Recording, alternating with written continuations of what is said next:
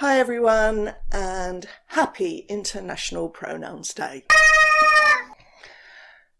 How are you marking this very special day today? What do you mean you don't give a crap about it? I suggest you get onto Twitter and look at the Pronouns Day hashtag to find out why it is so important. Earlier this year, I made a video entitled Why I Won't Use Your Pronouns. It has proven to be the most popular video I've made so far, with tens of thousands more views than I usually get, and over 2,200 people commented, almost all agreeing with the sentiments expressed.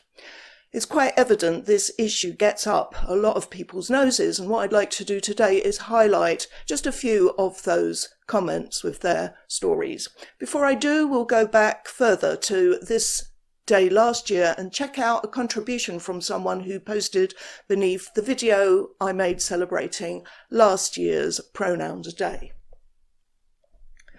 I couldn't get through the first minute before laughing at you. It's amazing how many critics say things like that. How it reads to me is, "Oh, ha ha ha, you're just so hilarious, but not in a good way, bitch." Am I right? Your argument seems to be, other things are more important, therefore pronoun day is bad. Yeah, that's totally my argument. Just for one day, let's forget about all the people dying of COVID-19, about crazed nutters murdering elected representatives, all the unhappy things going on in the world. Let's forget them and think about what really matters to so many of my fans. How does a crazed nutter killing a politician in any way mean there is a problem with Pronoun Day? How does people dying of COVID-19 mean there is anything wrong with Pronoun Day? When did anyone ever suggest it was more important than that? If I may say so, Computer Flight, you seem to have misunderstood my purpose. I wasn't making an argument there. I was laughing at you, all of you who take this day seriously. All of you who elevate the matter of how people refer to you to such importance that you've even made a special day to mark it. Would you care if people called you he, him? I think you would. Why do you think I would? What have I ever said that makes you think I give a flying toss? So you understand the importance of pronouns, you just disagree with which to use. Don't pretend like you think it isn't important. If you didn't think it mattered, you would just use trans people's pronouns. Now, I didn't respond to this comment at the time, but a couple of others did, saying that they didn't care what pronouns were used about them, and one of them had apparently lived in the Soviet Union and compared being told what pronouns to use with having to lie while he lived under an oppressive regime for his own safety. Computer Flight comes back with, "So let me get this straight. One, you don't care and it doesn't matter, but also, two, using people's preferred pronouns is like when you were oppressed under communism." Okay, sure, buddy. Computer Flight seems to think there is a contradiction between saying, "I don't care how people refer to me," and "I'm not going to kowtow to your demand to refer to you as something you're not." But there isn't. It's a perfectly consistent position. Sorry to repeat what I've said before, but I know I'm a woman.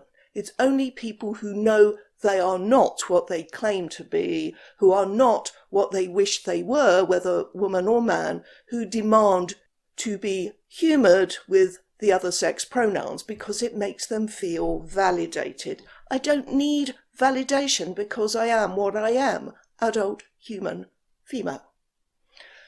The last line in his first comment, "But you think it matters a lot, so you refuse to use the pronouns." Exactly. Refusing to allow people to compel other people's speech matters a lot, and now I'm going to show you why. First, Sophie tells us that she joined a local health club and paid for an extra 1-hour session with a trainer who called to arrange a time for the session and told Sophie that her pronouns are he, him, his. Sophie wasn't interested and told the trainer she doesn't play the pronoun game and started to ask about the equipment, but the trainer had hung up. The club didn't answer when Sophie tried to call back and soon afterwards sent her a refund and threatened her with a trespass charge if she set foot on their property. She says, "Wow.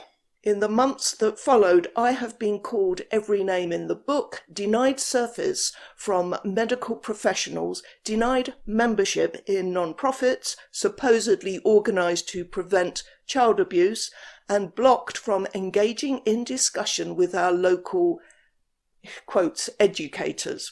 Every single one of these people knows sex is immutable, and those who repeat the lie fear being called names by the mob, fear losing their jobs, and fear lawsuits from the ever-ready lawyers working pro bono for the delusional cult members. Cowards. I won't lie, nor will I play these ridiculous pronoun games." Good for you, Sophie. I'm not sure what country she is commenting from, but it's clearly not the UK, I presume somewhere in North America. Next is someone I believe is in the US. I'm omitting the names and disguising the sex of those who talk about their jobs.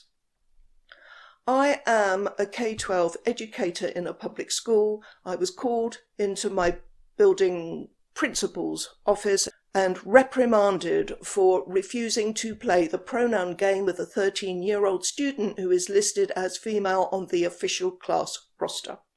In that meeting with the administrator, I resolved to no longer use pronouns at all in my classroom. It was the only compromise I was willing to make, and I still feel as though I am the one who is being coerced into an unrealistic expectation. Indeed, you are.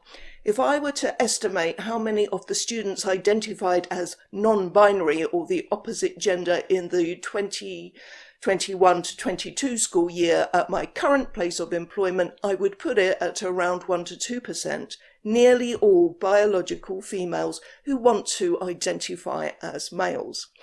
This year, however, I expect the percentage to be much higher, maybe as much as 5 to 10% of the student body. I've had to mentally prepare myself for the very real possibility that I will lose my job after 30 years as a licensed educator because a young teenager or preteen has bought into the "I am whatever I want to be and I expect for you to accept it" nonsense. Meanwhile, here in the UK, an academic tutor tells how they inadvertently used the correct pronoun for a student and now has to see a counsellor for re-education. They failed the student in question because he's crap at the subject, and the student is now demanding the tutor be sacked. This commenter goes on to say that the student in question is a great hulking brute. No one would ever think he was a she, and yet they all had to play along with the ludicrous delusion. Most students have been cowed by it and are too afraid to speak out against their manifest nonsense, and the same goes for this person's colleagues. They also say, the tutor that they haven't been sacked but now has far fewer hours. Quote, "This subject is the love of my life. To lose my job completely would break my heart. There is no mutual support, merely a conspiracy of silence. Cowardice by another name." To that person, I want to say I have, for your protection, removed your comments. I've removed the conversation we had so it can't be found, although I kept screenshots, because I wouldn't put it past your vile and hateful enemies, our enemies, to use it against you if they came across it. Now, from Toronto. Bollocks 1968 tells us that lovely username, I suspect you're a Brit. Bollocks 1968 tells us that their 7-year-old son had been sent home from school with a note from his teacher saying that he wasn't using 3 classmates' pronouns. These are 7-year-olds. Bollocks says, that name. Bollocks says, I told him to try and be respectful by remembering to use the words they want. Again, he's 7 and honestly does not remember. A week goes by and 2 more notes come home, one for not using the preferred pronouns again, and one scolding me and reminding me that when having a birthday party, which my son was having, the whole class must be invited. In fact, they had not invited 5 children who had bullied him. He didn't want them at his birthday party. I mean, Jesus wept. What do these teachers think they are doing? These 2 issues are separate, of course, but they are linked, and the teachers are wrong on both counts. They are trying to bully a 7-year-old and his parents here.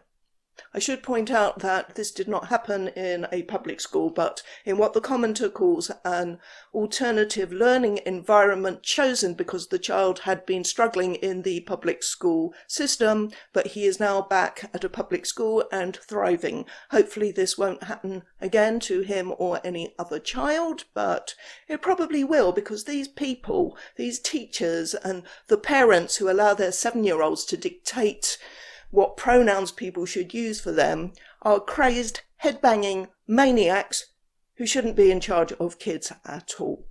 Pronouns are being used as weapons, not just to guilt trip and shame people, but to bully children and their families and to threaten people's livelihoods and reputations and deprive them of the right not to go along with a pseudo-religion, because that is all they can do. They are unable to persuade people using reason, and they only care about their own feelings and nobody else's. Oh, and I see the male LARPers have to register for the US military draft. What use are they going to be when they only have to be called he and him, and they behave as if they're mortally wounded? Now, I'll finish with a couple of comments from the enemy. Ashley Naomi says, I refuse to call you by your preferred pronouns because I'm filled with hate and I want to make you feel as less comfortable around me as possible. Obviously, he's pretending to speak as me here. In the video, this was posted under the same pronoun video that I did, I had shown footage and spoken of how I was punched to the ground by 3 trans-identifying thugs, and while I was having to relive the ordeal at the trial, the judge reprimanded me for failing to call my assailant she. I went on to say that I now find the demand that I refer to men as if they are women distressing, but hey, what does that matter compared to your comfort, eh, Ashley Naomi? Did you even watch the video? I'm inclined to think he probably didn't. He was just reacting to the title and thumbnail. But if he did and still thinks that's a reasonable comment to make, then he is beneath contempt as far as I'm concerned. Finally, from Peter Frank Spierenberg, using someone's preferred pronouns is a matter of respect. For example, it is a perfectly valid pronoun. How would you feel being referred to as it by someone whose respect you deserved, say a family member or a colleague? I mean, could you have come up with a more implausible scenario, Peter Frank? To call someone it is an attempt to dehumanize them. Dehumanizing women is what trans cultists do every day on social media. Many of us are quite used to it. But it's not something any family member or colleague of mine is going to do, and it is in no way comparable with our refusing to go along with a lie and use the wrong pronouns for someone just because they demand it. You say it's a matter of respect?